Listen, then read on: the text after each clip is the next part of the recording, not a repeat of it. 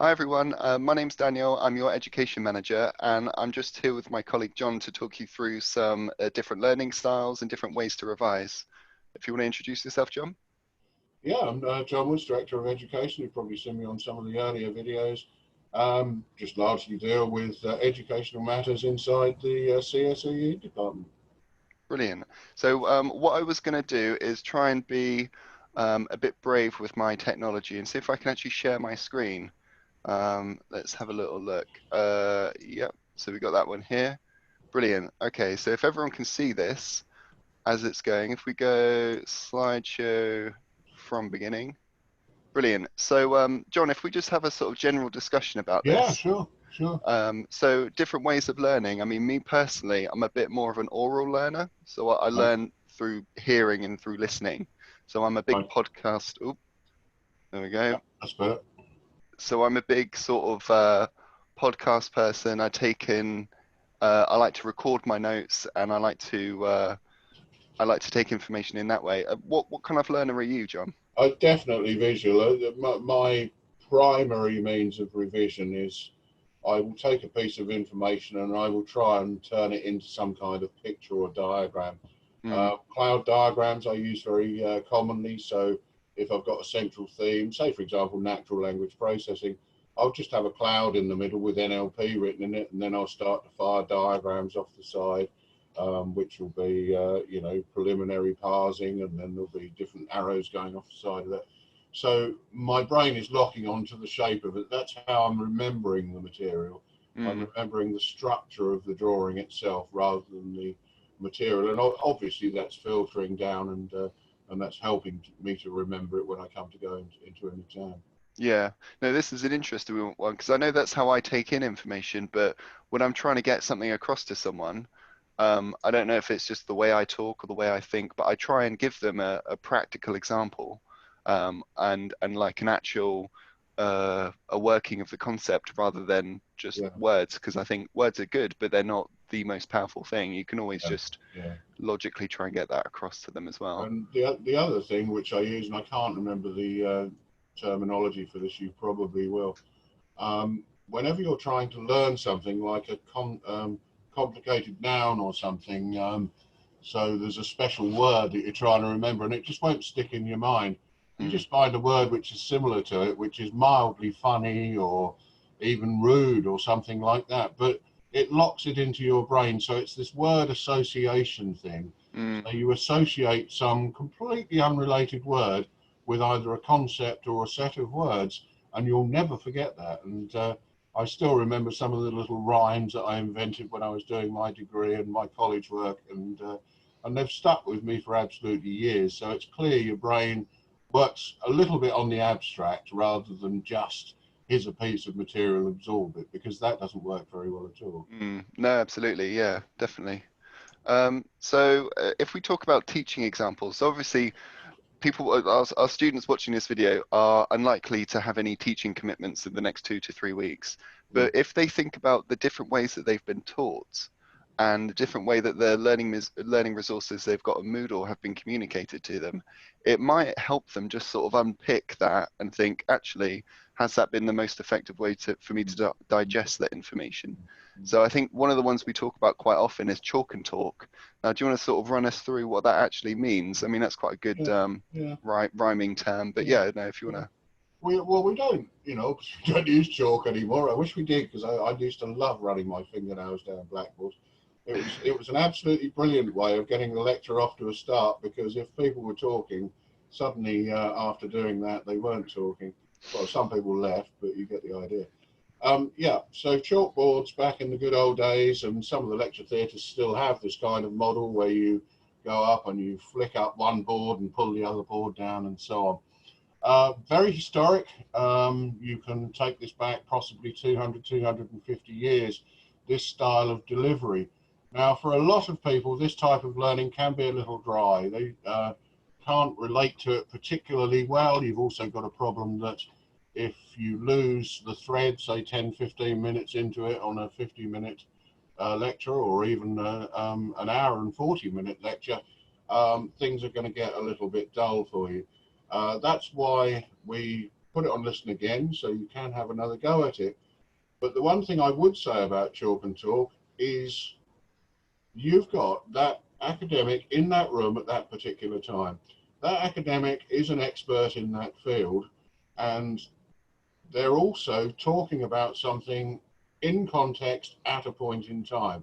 There is no better chance of asking a question related to something that you don't understand. And I try and make my lectures like that, so I won't just stop and say, right, anyone got any questions? I'll stand there and say, well, why does that do that then? And then I won't say anything, and I'll just stand there quiet for 30 seconds, a minute, until people get bored. And then someone has a go, and someone says the answer that's wrong. Well, that's fine. I just say, no, it couldn't be that way, could it? And eventually, the whole group gets to the point. They get to the answer, but no one single individual knew the answer. They're just taking iterative little steps towards it. So chalk and talk, yeah, I understand people can find it a little bit flat, a little bit dull, but it's only flat and dull because you're not engaging with it in the respect that you're not talking to the person that's out the front. Talk to the lecturer. That's what they want you to do. Yeah, no, that's a really good perspective on it. So I don't think there's anyone who really does pure chalk and talk and nothing else in the university anymore. Certainly not sort of these days. But I No, think it's mixed learning, Daniel. So we've got labs. We do have classes. Not all lectures. Not all modules have classes associated with them. Some of them do. But the standard model is going to be 2 hours inside a lecture theatre under the chalk and talk and inverted commas, and 2 hours labs outside of it. You've got revision classes and so on. Absolutely. I just wanted to pick up as well on the fact that while it is not the most engaging or exciting, or there's no sort of well, hopefully there aren't any fireworks in it, but you know what I mean, there isn't any huge attention grabbing stuff often, but it is a very cohesive and a coherent narrative all the way throughout. So if you are able to get in that mindset, it's actually really easy to navigate your way through the stream of thought that the lecturer is trying to communicate. And that makes the actual slides and the learning resources really good revision resources, because they are coherent, they're sequential, they follow on, they're often self-contained.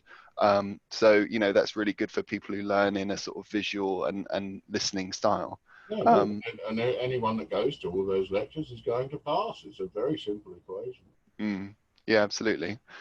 So if we go on to our next one, which is yarn spinning. Now, this is something I know that I'm prone to doing, and I try not to do, but it can be good, and it can get through to some students who might not necessarily benefit from other words. So if you want to just take us through this one, John. Yeah, well, yarn spinning, some of the greatest teachers I've ever known have, I won't use his name, but we have a certain gentleman in our department that can prevaricate for hours and hours and hours and talk about almost anything. That used in the context of learning is a very constructive thing to be able to do, because it's like this word association. So if someone tells you a story, and I'm showing my age now, but my teachers were in the Second World War, and someone's trying to teach you about something or another, and then they wander off for 5 minutes into a story of the Second World War, that's a complete waste of time, right? Well, of course it isn't, because they've developed a context and they're talking about, I don't know, Newtonian mechanics or whatever, and then they tell you a story about, something that happened during the war, or something that happened at a football match, or whatever it happens to be. That's going to lock that in your mind harder than any other thing that you can do. So yarn spinning is a recognized technique. It's not a sign of absent-mindedness and that you're going senile. It's actually a deliberate tactic adopted by people to try and make the learning experience a little bit broader.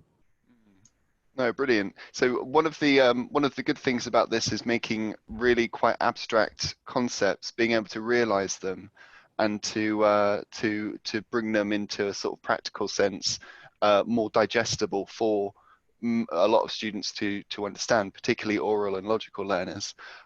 You remember the story, and then you remember the material. Yeah, absolutely. The two are completely linked together. It's odd how the brain works. Mm. And the cons can be for visual learners that if someone maybe doesn't attend lectures or doesn't read learning resources in the same way, then when they come to revise, a couple of weeks before or a week before, then they might say, "Oh, this doesn't make a lot of sense. All these are this is just a story about the Second World War. How am I meant to learn from this?" So often it can need interaction with the lecturer, which is often achieved in the sessions, but also a sort of broader understanding of the learning resources. So they're not going to be sequential, chronological. They might well be thinking points or talking points. Yeah, Put some questions up. Have a go at these, and we'll talk about it. Like the sort of activities people often have in class yeah. teaching sessions. So it's sort of bridging that gap between lecture and class as well, which is kind of ill-defined. Yeah, yeah. I mean, sequential doesn't, maybe again, it's just personal, but sequential, remembering what you did in week one, remember what you did in week two, isn't really the way forward, I don't think. You've got material, and it's clear that material from week one can be related to week 10 and vice versa. Mm, And that's really why clouds work for me. So I'm scribbling away on a piece of paper, and I've got all these different buzzwords which are in there, and then I'm starting to link them together.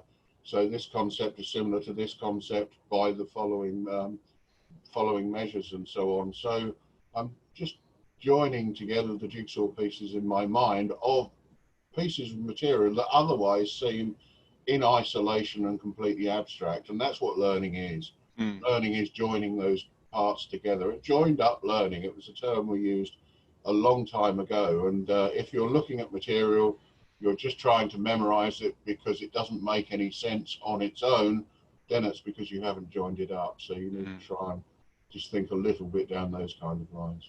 Yeah, absolutely. So if we do sort of jump right into the practical now, so we've talked about the way that people teach and the way that people can learn. So if we go into actual techniques, so this is one for any logical learners, for any Oh, people this who, is my one, Daniel. This is, yeah. yeah, this is your big piece of paper to a small piece of paper. So yeah, I mean, if I just sort of run through this, write everything you need to know or need to remember down on an A3 piece of paper. So the biggest piece of paper you can, or two A4s if you need to. And that's a cloud map or something like that, yeah. Yeah, yeah. So it's just any way that you want to represent it, and then you read through it, and then you think, how can I shorten it? How can I make connections in my head with this material and this material? So I only need to write down and remember a shorter and smaller amount of material. So you condense it all onto an A4, and then you repeat the process until you get to about an A6, which is what half a postcard. Is that Yeah, yeah, that sort of size? yeah, yeah, So by that point, you'll be using different colors, you'll be using symbols, you'll be using letters instead of words. yeah, It will get really, really interesting, maybe even competitive. Who can go down to the smallest? I mean, yeah. and we've got on here purely because I'm quite a destructive person. Read the A6 piece of paper and destroy it. Well, obviously, that is one way to celebrate the learning of content. Or Yeah, you could keep it and just have, you know, four A6 bits of paper for your four exams, and then that's all you need to know. yeah, yeah. So, That got me through entirely through my undergraduate degree, Daniel. Well, I'll level with you. I've never cheated in an exam, never cheated in an exam, but there was kind of a motivation in the mind that how much can you condense this so that if you did put it in your pencil case or something, how small would it need to be? But of course, once you've gone to that trouble, time, and effort, the silly thing was, is the little scrap of paper that you were left with at the end, you didn't need it anymore because the process of condensing information is the process of summarizing the information. And if you can summarize the information, you understand the information. mm, This old Einstein thing, someone who can't make something simple doesn't understand it well enough. mm, And that's true here as well. So if you can get down to, as you say, half a postcard that you've still got on the dashboard of your car or on the bus on the way there or whatever that you're looking at that relates to that wealth of material that's back up there on the A3 sheet of paper sat in your flat, then you don't need the A6 sheet of paper and you don't need to cheat.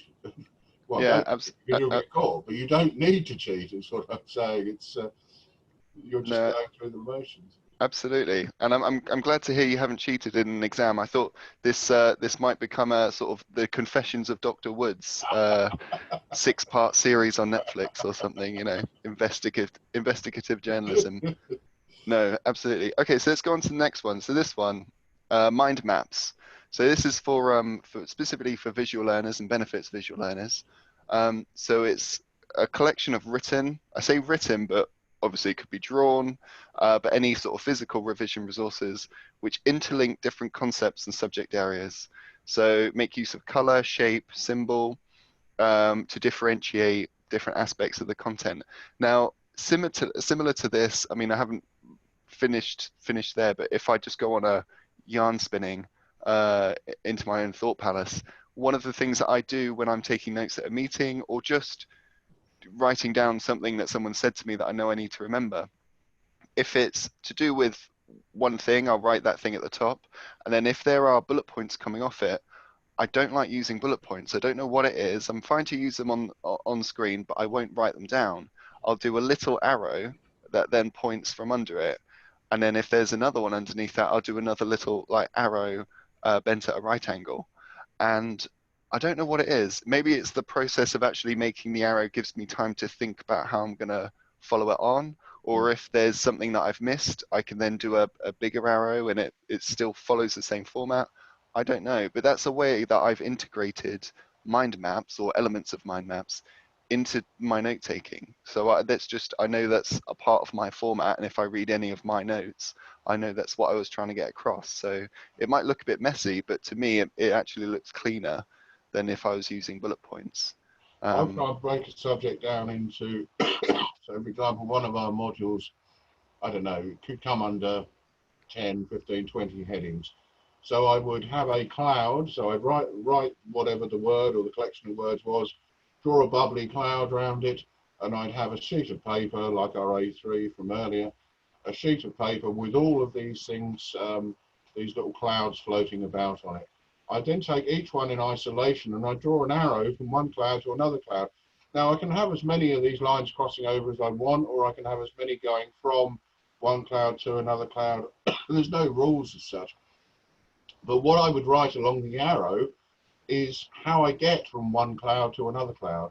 In other words, I have to multiply by 3 and add 10 or whatever it is to be able to arrive at this next subject. So this is how these two things are related to one another. And then, of course, what you find yourself doing is, well, actually, the arrow from one to the other isn't perfect. So you need another cloud in between, but it helps you develop those things. So that's almost like a flow chart or a sort of process chart, isn't it? Almost the way that an idea or a concept develops and interacts with other concepts. That's an interesting way of presenting it. Brilliant. So this is And any form of learning is dynamic. It has to be dynamic. If it's static, you're just memorizing it. If you're memorizing it, you might pass, but you're not going to, here's the director of education talking here. You're not going to be one of the high flyers just by memorizing, unfortunately. No, that's true. I mean, Google exists for a reason. There are a million formulas we can look up, and the periodic table of elements. You don't need to memorize everything on there because it exists. It exists as a resource that you're always going to have access to. So there's no But point. what is a periodic table and why was it invented is a completely different set of questions and requires knowledge and understanding to be able to answer it. Yeah, absolutely. So if we go on to recordings, now this is something for oral learners, so people who listen to stuff. If you're any people into podcasts or just like listening to other things or news or anything else. So this can augment other techniques. This isn't necessarily a standalone technique. Personally, I use this for things like job interviews. Not that I have many of those, or I'm planning. Don't worry, John, I'm not going anywhere. But if I need to really get in the zone with something, if I've got a big presentation coming up, or if I know I'm going to be asked obscure questions on something, I have a wealth of information I need to be able to recall off the top of my head. Now, I'm quite a verbose person anyway, but being able to write down or type up what I need to say, and then to record that into my phone or into my computer, or a simple plug-in mic. They're really useful. A lot of them are about £5 or something, but they can be a hugely vast improvement on sound quality. And then you just play it back to yourself when you're not doing anything in particular, when you're washing up, when you're out in the garden, if you're, even when you're trying to get to sleep. I know quality sleep is hot currency at the moment, but being able to just listen to it when you're relaxing or on headphones when you're exercising or something like that. And it's great for presentations, oral exams, interviews, but also written exams. So if you want to create your mind map, you can talk yourself through it and then listen to yourself back, and it can be really useful if you take in information that way. Yeah, it's a good technique. 301, 201, and 101 are certainly the type of environments this would be really useful for. It's interesting you should say about job interviews as well. When I got my lectureship here 21 years ago now, I remember having one of those little dictaphone things in there, and I went into the interview, and in my head I'd got everything sequentially in there so that I could just effectively repeat what I put on the dictaphone. But the odd thing, I didn't. I didn't copy what I'd done, but my brain had been processing it in the background and had made much more sense of it than the recording that I'd made. So it obviously worked because I got the job. So. Yeah, no, absolutely. That's the John Woods guarantee. If you if you do that, you'll get the job. Yeah. So and it can work alongside other stuff. So if you do, even if you start off with that big A3 and you haven't yet made it you've made it to the A6, there are things in that A3 document from earlier from this technique. You might just want to read through the A3 and just record that to yourself. Yeah. And then as you're going through, right, okay, how do you condense it? How do you condense it? But you can always listen to the A3 version because that will have the most information. You can sort of have it in the back of your mind.